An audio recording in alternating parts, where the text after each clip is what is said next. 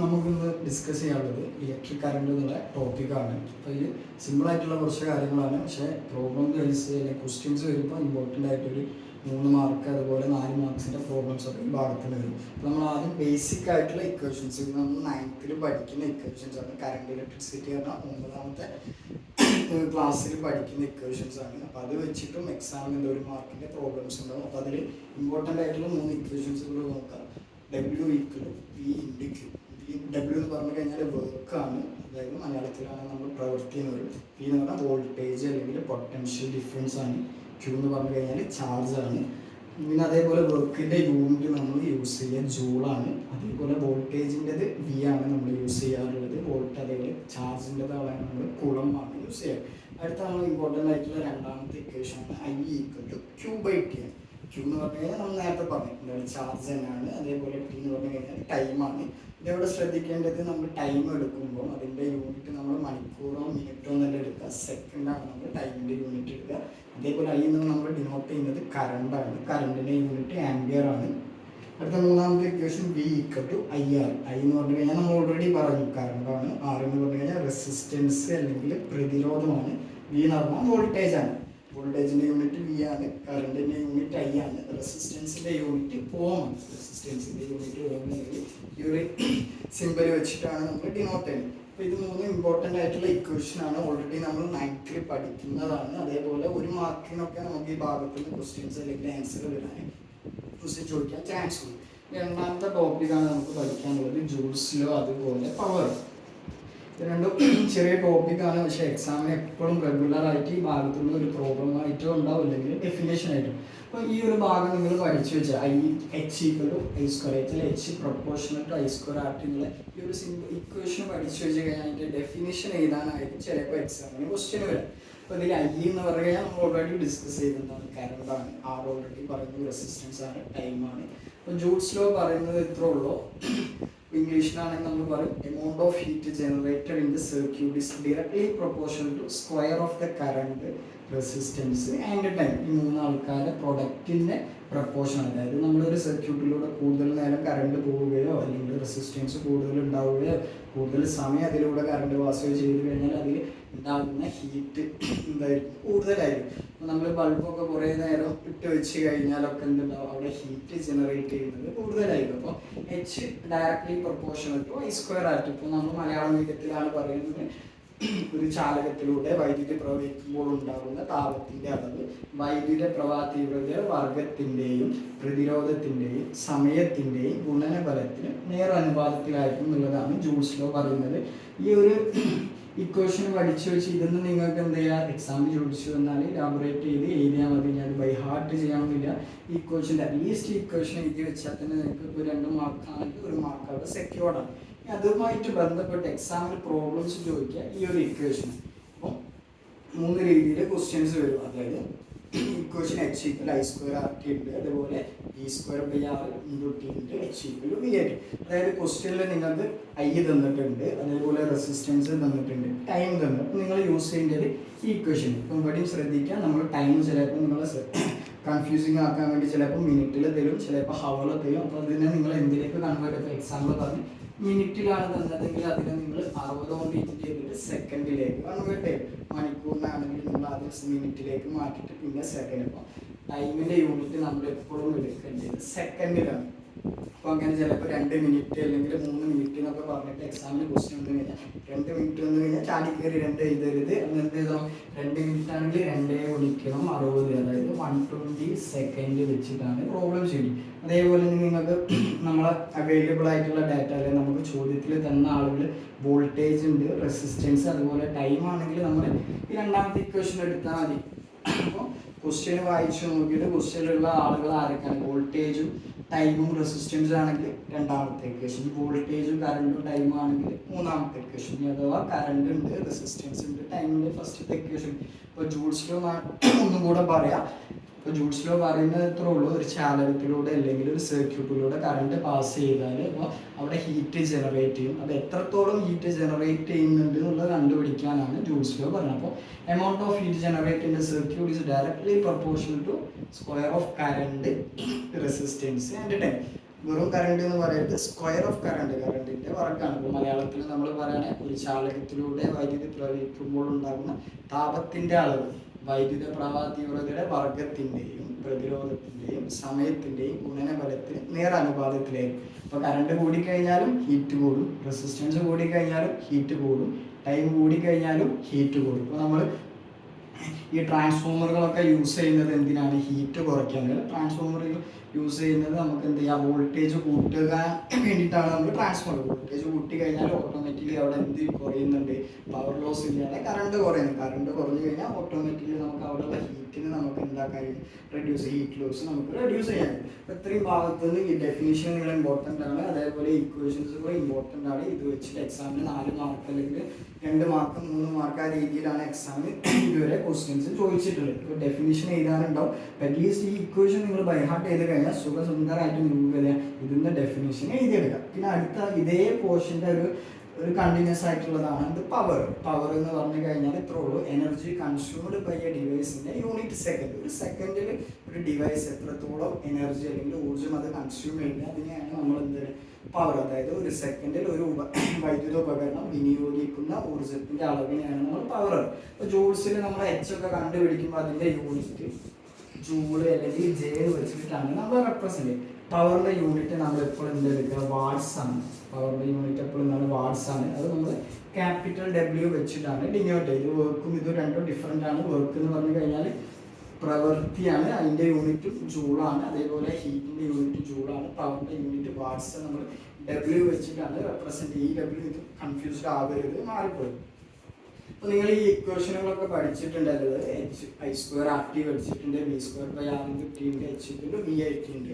ഈ ഇക്വേഷൻസ് പഠിച്ചിട്ടുണ്ടെങ്കിൽ പവറിൻ്റെ ക്വസ്റ്റ്യൻ വന്നു കഴിഞ്ഞാൽ ചെയ്യാൻ ഒരു പ്രശ്നമില്ല.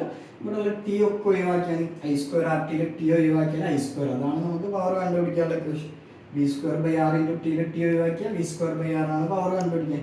v/t ഒഴിവാക്കുക. അതായത് ഇപ്പോൾ നിങ്ങൾക്ക് ജൂൾസ് ലോ നല്ല രീതിയിൽ പഠിച്ചു കഴിഞ്ഞാൽ ജൂൾസ് ലോയുടെ ഇക്വേഷൻസ് നിങ്ങൾ ബൈഹാർട്ട് ചെയ്ത് പക്ക ഓക്കെ ആണെന്ന് ഷുവർ ആണെങ്കിൽ പവറിൻ്റെ ഇക്വേഷൻ പിന്നെ അതിൻ്റെ നിങ്ങൾ പഠിക്കേണ്ട. കാരണം എന്താണ്, ഇവിടെ ടി ഒഴിവാക്കി കഴിഞ്ഞാൽ നിങ്ങൾക്ക് എന്തായി, എച്ച് ഉള്ളത് എന്തായി, പി ആയി പവർ.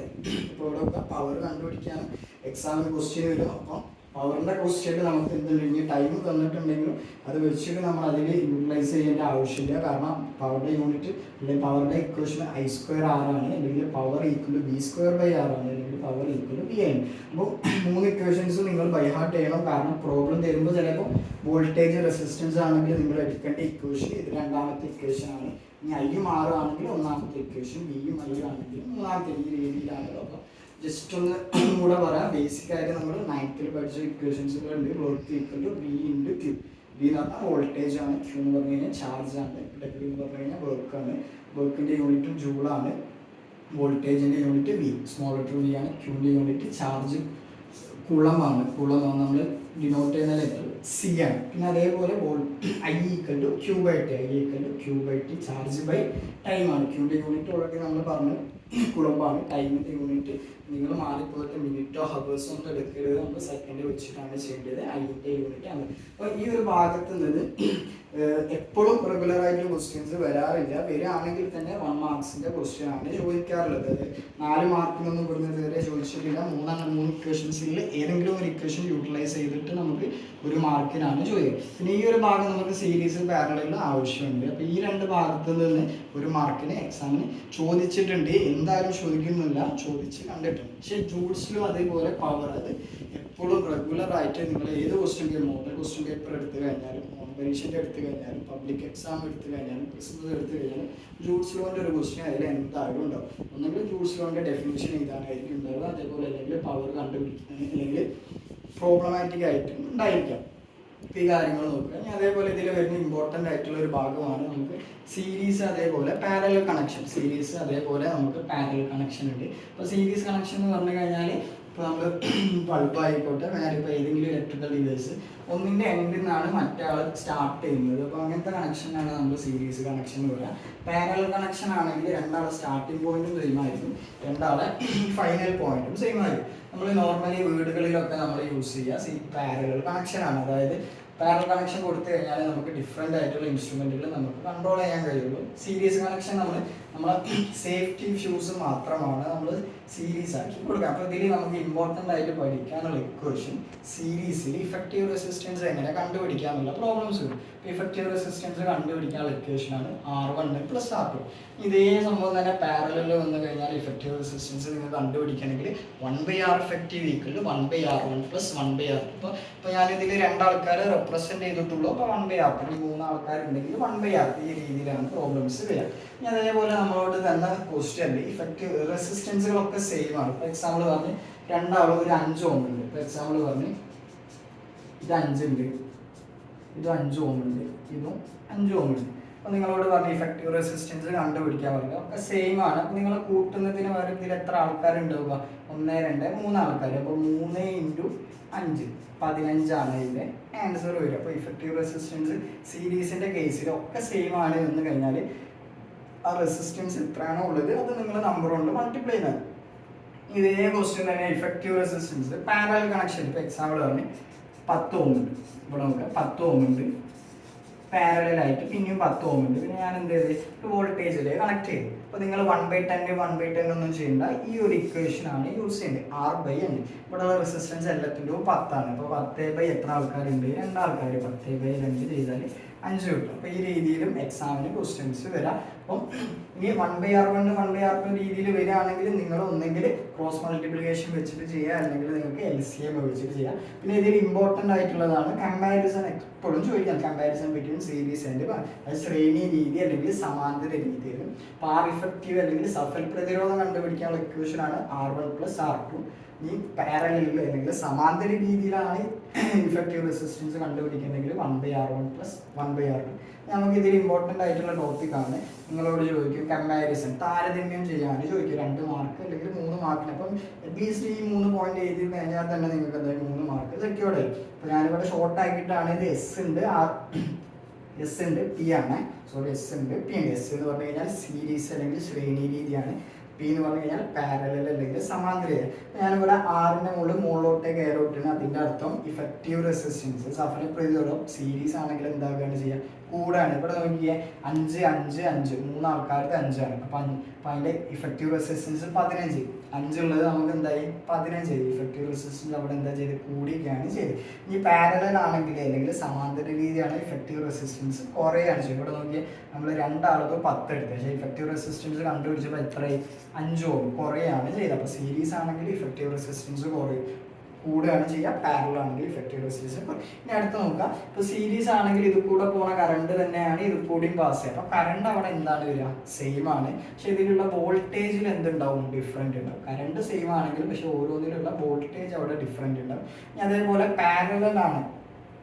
അപ്പോൾ കറണ്ടിൻ്റെ വോൾട്ടേജിൻ്റെ കേസ്, വോൾട്ടേജ് ആണെങ്കിൽ സീരീസ് ആണെങ്കിൽ ഡിഫറെൻ്റ് ആണ്, പക്ഷെ പാരലൽ ആണെങ്കിൽ സെയിം ആണ്. ഇപ്പോൾ നിങ്ങളിത് ഒന്നായിട്ട് പഠിക്കാൻ കൺഫ്യൂസിങ് ആണെങ്കിൽ ഏതെങ്കിലും ഒന്ന് പഠിച്ചു വെക്കുക. സീരീസിൻ്റെ 3 എണ്ണം പഠിച്ചു. സീരീസ് അല്ലെങ്കിൽ ശ്രേണിക ഇഫക്റ്റീവ് റെസിസ്റ്റൻസ് കൂടുന്നു, കറണ്ട് സെയിം ആണ് അല്ലെങ്കിൽ കറണ്ട് തുല്യമാണ്, വോൾട്ടേജ് വ്യത്യസ്തമാണ് അല്ലെങ്കിൽ ഡിഫറെൻ്റ്. ഈ ഒരു സംഭവം മാത്രം പഠിച്ചു വെച്ച് ചോദിച്ചു. നമ്മൾ പാരലൽ ചെയ്തുമ്പോൾ ഇവിടെ ഇഫക്റ്റീവ് റെസിസ്റ്റൻസ് കൂടിക്കല്ലേ, ഇവിടെ ഇഫക്റ്റീവ് റെസിസ്റ്റൻസ് കുറയുന്നു എന്ന് കഴിഞ്ഞാൽ കറണ്ട് ഇവിടെ സെയിം അല്ലേ, കറണ്ട് ഇവിടെ വ്യത്യസ്തമാണെന്ന് കഴിഞ്ഞാൽ വോൾട്ടേജ് ഇവിടെ ഡിഫറെൻ്റ് അല്ലേ, വോൾട്ടേജ് ഇവിടെ സെയിം ആണ്. അപ്പോൾ ഏതെങ്കിലും ഒരു പോർഷൻസ് നല്ല രീതിയിൽ പഠിച്ചു കഴിഞ്ഞാൽ ഇതേ സംഭവം തന്നെ നേരെ ഓപ്പോസിറ്റ് ആക്കിയിട്ട് ചെയ്താൽ ഇനി നിങ്ങൾ രണ്ടും കൂടെ പഠിച്ച് സീരീസിന് പകരം പാരലലുള്ള രീതി അല്ലെങ്കിൽ പാരലൽ സീരീസ് ചെയ്ത് കഴിഞ്ഞാൽ ഉള്ള മാർക്ക് അവിടെ നിങ്ങൾക്ക് അവിടെ ലോസ് ആവും. അപ്പോൾ രണ്ടും പഠിക്കാൻ നിങ്ങൾക്ക് ബുദ്ധിമുട്ടാണെങ്കിൽ ഏതെങ്കിലും ഒറ്റൊന്ന് നല്ല രീതിയിൽ പഠിച്ചു വെക്കുക. സീരീസിൻ്റെത് എന്ത് ചെയ്യുക? ഇഫക്റ്റീവ് റെസിസ്റ്റൻസ് കൂടുന്നു, കറണ്ട് സെയിം ആണ്, വോൾട്ടേജ് ഈ 3 പോയിന്റ് പഠിച്ചു വെച്ചാൽ ഇതേ സംഭവം തന്നെ നേരെ എന്ത് ചെയ്താൽ മതി?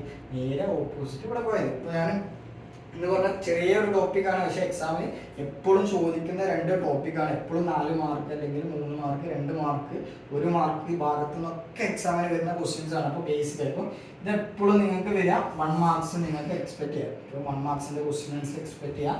ഇത് ചിലപ്പോൾ 2 മാർക്കിനും ചോദിക്കും, അതേപോലെ 4 മാർക്കിൻ്റെ പ്രോബ്ലംസും ആയിട്ട് വരും. 2 മാർക്കിൻ്റെ ഡെഫിനിഷൻ ചെയ്താൽ ചിലപ്പോൾ 4 മാർക്കിൻ്റെ ക്വസ്റ്റ്യൻ ആണെങ്കിൽ ഒന്ന് A ക്വസ്റ്റ്യൻ ഉണ്ടാവും, B ക്വസ്റ്റ്യൻ ഉണ്ടാവും, C ക്വസ്റ്റ്യൻ ഉണ്ടാവും, D ക്വസ്റ്റ്യൻ, ഓരോന്നിനും ഓരോ മാർക്ക് വെച്ചിട്ടായിരിക്കും, അല്ലെങ്കിൽ 1 1 2 എന്നുള്ള പാറ്റേണിലായിരിക്കും എക്സാമിന് ക്വസ്റ്റ്യൻസ് വരും. അപ്പോൾ ഡെഫിനേഷൻ ജൂൾസ് ലോന്റെ ഡെഫിനേഷൻ പഠിച്ച് വെക്കണം. അപ്പോൾ ഒന്നും കൂടെ ഞാൻ പറയാം, amount of heat generated in the circuit is directly proportional to square of current, resistance and time. അതായത് ഒരു ചാലകത്തിലൂടെ വൈദ്യുതി പ്രവഹിക്കുമ്പോൾ ഉണ്ടാകുന്ന താപത്തിന്റെ അളവ് വൈദ്യുത പ്രവാഹ തീവ്രതയുടെ വർഗത്തിന്റെയും പ്രതിരോധത്തിന്റെയും സമയത്തിന്റെ ഗുണനഫലത്തിന് നേരനുബന്ധം. ഇപ്പോൾ ഇത് പറഞ്ഞു കഴിഞ്ഞാൽ ചിലപ്പോൾ ജൂൾസ് ലോ എന്താണ് എഴുതാൻ പറഞ്ഞു കഴിഞ്ഞാൽ ഒരു മാർക്ക് അവിടെ സെക്യൂർഡ് ആയി. അതിന്റെ പ്രോബ്ലംസ് ചോദിക്കുമ്പോൾ ഇവിടെ നോക്കാം 3 ഇക്വേഷൻസ് ഉണ്ട്, I²RT, V²/R, VIT. അപ്പോൾ ഈ 3 ഇക്വേഷനിൽ നിങ്ങൾ ഒന്ന് പഠിച്ചാൽ പോലെ ഒന്ന് പഠിച്ച് പോയി കഴിഞ്ഞാൽ പരീക്ഷയ്ക്ക് ചിലപ്പോൾ ഈ വോൾട്ടേജും റെസിസ്റ്റൻസും ടൈം ആണെങ്കിൽ അവിടെ സ്റ്റക്ക് ആയിപ്പോൾ, ഈ വോൾട്ടേജും കറണ്ടും ടൈം ആണെങ്കിൽ അവിടെ സ്റ്റക്ക് ആയിപ്പോൾ. അപ്പം 3 ഇക്വേഷൻസുകൾ എന്ത് ചെയ്യുക, ബൈഹാർട്ട് ചെയ്യുക. പിന്നെ എപ്പോഴും ആലോചിക്കുക ടൈം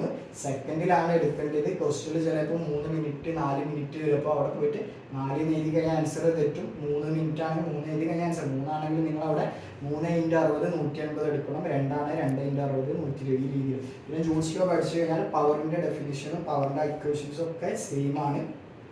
ഇപ്പോൾ പവർ എന്ന് പറഞ്ഞാൽ amount of energy consumed in unit time, അല്ലെങ്കിൽ ഒരു വൈദ്യുത ഉപകരണം ഒരു സെക്കൻഡിൽ വിനിയോഗിക്കുന്ന ഊർജ്ജത്തിനെയാണ് നമ്മൾ പവർ പറയുക. പവറിന്റെ യൂണിറ്റ് നമ്മൾ പറഞ്ഞ വാട്ട്സ് ആണ്, നേരത്തെ പറഞ്ഞ ഹീറ്റിന്റെ യൂണിറ്റ് ജൂളാണ്. അപ്പോൾ നമ്മൾ ഇവിടുത്തെ പഠിച്ച അതേ ഇക്വേഷൻ തന്നെയാണ്. ടൈം ഒഴിവാക്കിയാൽ മതി. I²R, V²/R, VI ആണ്. പിന്നെ നമ്മൾ പറഞ്ഞ സീരീസ് പാരലൽ, സീരീസിന്റെ ഇക്വേഷൻ R50 R1 + R, അതായത് ശ്രേണി രീതി ആണെങ്കിൽ 2 നമ്പേഴ്സ് നേരെ ആഡ് ചെയ്താൽ മതി. ഇനി പാരലൽ അല്ലെങ്കിൽ സമാന്തര രീതി ആണെങ്കിൽ 1/R1 + 1/R2. ഇനി എന്ത് ക്വസ്റ്റ്യൻ വരുമ്പോൾ ഒക്കെ സെയിം, ഒരേ ആൾക്കാർ തന്നെ വന്നു കഴിഞ്ഞാൽ ആ നമ്പറും രണ്ടും ഇൻറ്റു ചെയ്താൽ മതി. R50 N × R ചെയ്താൽ.